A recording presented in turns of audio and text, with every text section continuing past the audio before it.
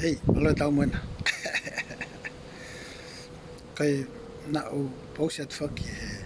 Na pauset wa hanga whakamahina at kātang kamautola. Ikai, na pauset pa tala noa atu ki he mahu inga koe na koe Aue mahu inga koe e whenga aki koe aho tau main, pa tau mana pa ma tau sino. Pe o tau saiki, pe o tau sia, ma tau sino, pe o tau saikolosia, pe o tau psychology. Pea maho tau sino, oku na whenga o aki. Pea koe na whenga o aki koe ia, oku whakahoko lelei na ua, o whakahoko na ua e mana wa. Mana wa une hanga link, hanga mea e ua koe ia. In terms ia in terms ia hono, in terms of whaitao. Ka bau maa ki ia hosino, pe maa ki ia ho whakaukau, pe ko stress. Ko stress koe ho atamai. I lahi o mea o ke whakaukau I, even pe ho puke. Tango o ke puke ai, o ke. O ke loi pe, o ke whema o ke mo ui. Kai taimi tatau koe whaitao that this may not be there or may not be working for you. Pea oku.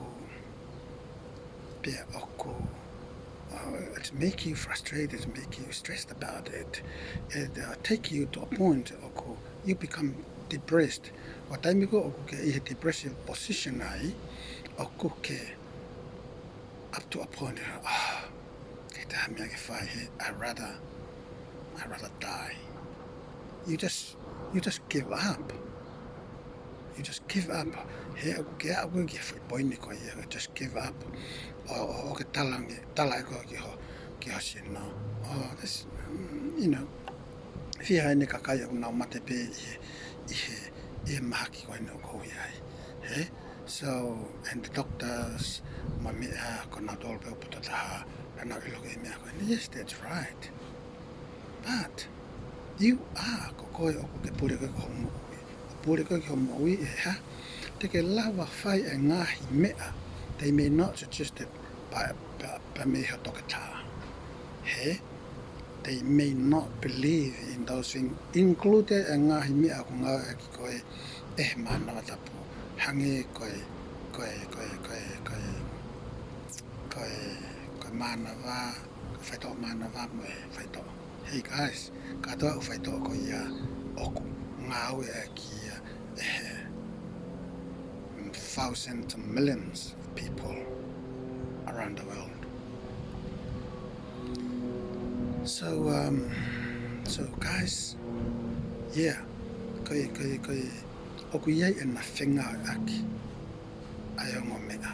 Ko taimi ko oku stress ai ho whakaukau, oku reflect mai ia e he physicality ko a koe pe ko ho sino. Ai ni koe oku ke sio ai ka hataha oku. Oku si mai sia ka hataha oku. Like hange ko oku more ko whaukau. Nake sio ai ka hataha oku mental health. Sio ai ka hataha oku puke. Peko sio ka hataha oku ita. That's the activation koe na koe ai hao me a koe ai whakakaukau. Whakakaukau is also associated with feelings. Pe oku manifest mai ia, pe oku heaki mai ia, pe oku puaki mai ia, e hatau sino ko atau tōku. Even e tau behavior ko atau tōku. Ai tau wanga whai, tamsi I whewhe koe. Tamsi whapuuri ena, tamsi I te itana, tamsi ena, tamsi koe nako te sio I taha there's something to do with the mind, waha mea kui tai. So it's simple to see that, but it's more than that. Ko hinga ki video koe ni, koe ki elaborate ia tu pe ai mea o ko whekau aki koe na koe pe me lahi koe ai mate. That you can sort of like see someone and say, ko sione, it's not looking well. Ko sione na pehe mo pehe, ko hawari pe koe na asi mai ia, ko ko hone whahenga whotunga mo ane toonga ana i ope. And guys, you can just ask someone, hey, ke whe hake masi. Hey? So, koe Fetaulaki, koe mea whakakoloa. Because meeting is enriching. I'm meeting. I tau Fetaulaki mo tau whaamiri mo tau mahen. Even you and I here, meeting is enriching. Ai ta talanoa mai ta mea o ta mānawa aki, I he e ta mānawa tapu. Koe whakakoloa ia kia tau aloa. Tēnā tupu loa ai. Ia.